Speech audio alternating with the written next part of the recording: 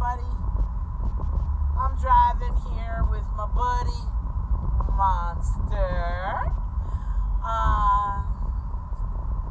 And I was thinking, I wanted to say something about the loss of a beloved pet. It's kind of hard to talk about, but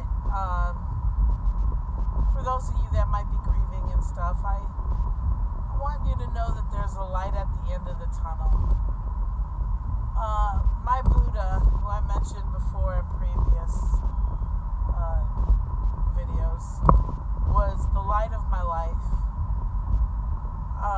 Still is, obviously, but he was my joy. He was my everything. He was my everything. He was with me through the hardest times of my life.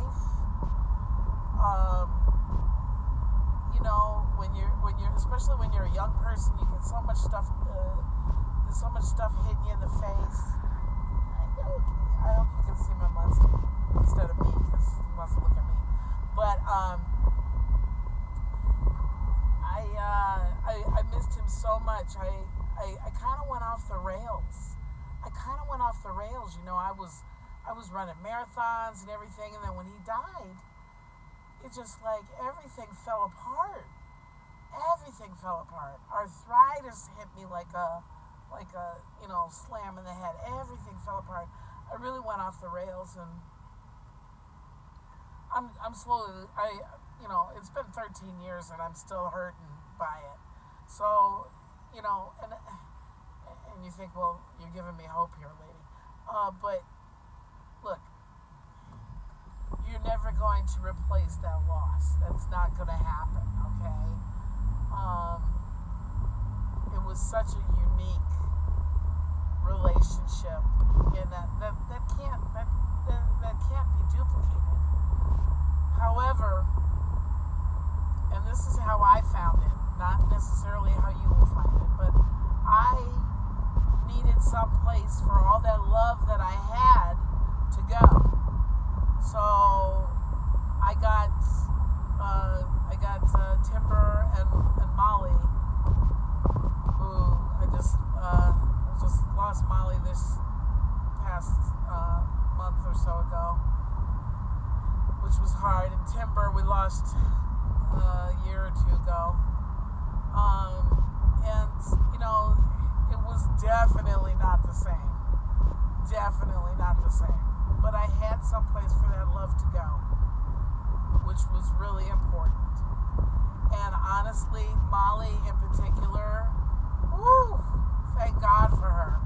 I mean, I'm convinced that my Buddha sent me a Molly in particular to save me, because I would just burst into tears, and she would jump up on me and pin me back, and say, "What's the problem? I'm here. What's the problem?" And just lick my face and until I couldn't breathe, and just kind of snap me out of things. And oh God, it's so hard, and I hurt for you. I'm starting to cry again. Jeez Louise.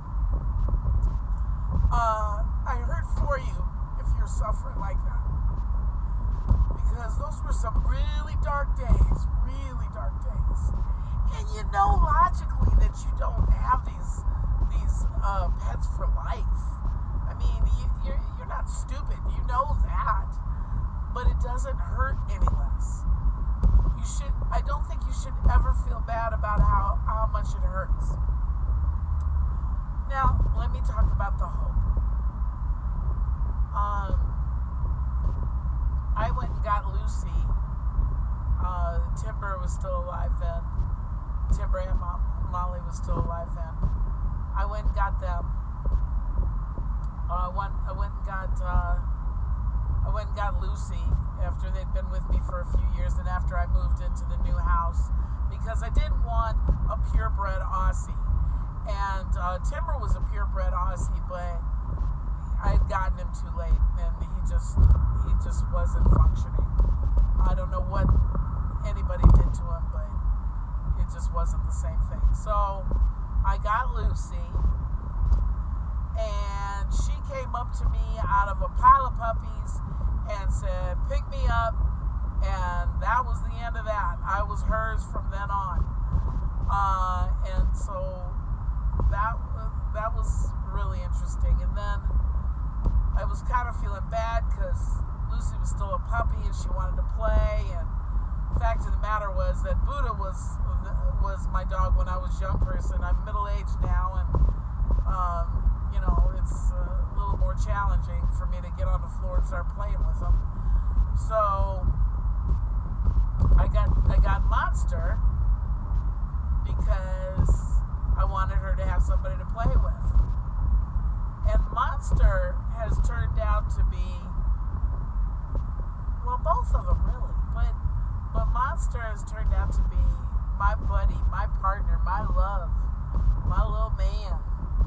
He's so strong and beautiful, and he's got a lot of the qualities that Buddha had, but even better. He's a real athlete. He's a master athlete, and he's sweet as can be. He's crazy. We call him Monster because when he's stressed out, he makes this monster face like "Arr." But his real name is Desi. And and I don't know why now, but all of a sudden he's like, if I'm going somewhere in the car, he's got to come with, which is very much like Buddha.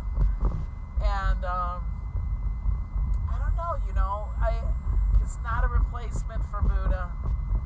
That's a totally different relationship, but I have this strong sense that Buddha sent these dogs to me to get me through. I know that might sound a little out there and paranormal and whatever, and that's not what I'm talking about. I think that my babies here were sent to me so that I could be, I could get my shit together, and I think they're out there for you too. And maybe you decide not to do that. I've got a neighbor that decides, no, can't do it anymore. That's cool. It's not. I'm not really like that. I can't. Like when Buddha died, I would just drive around aimlessly, like gas was 25 cents a gallon or something. I just drove around. I could never go back to the house. I just couldn't.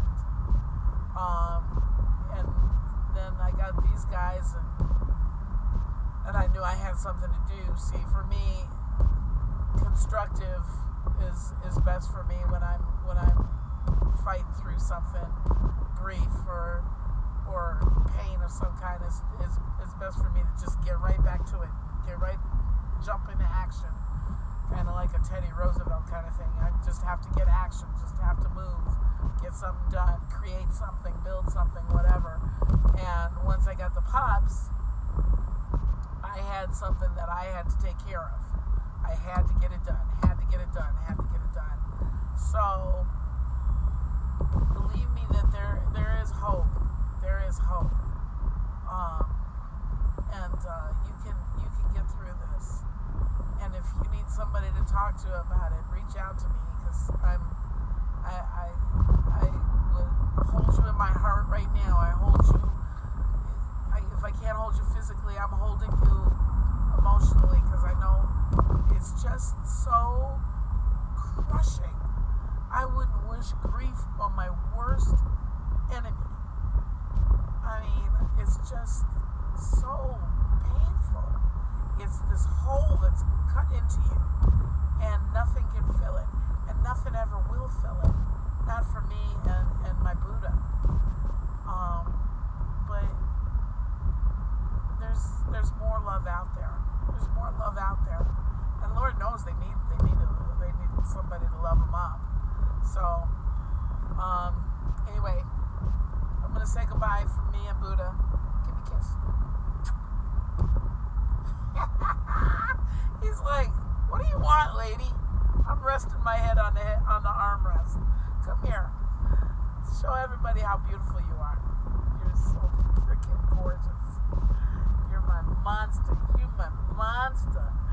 Come on. Mommy driving. He knows better than to do it when I'm driving. That's what it is. I love you, honey. All right. Take care, everybody. Love you.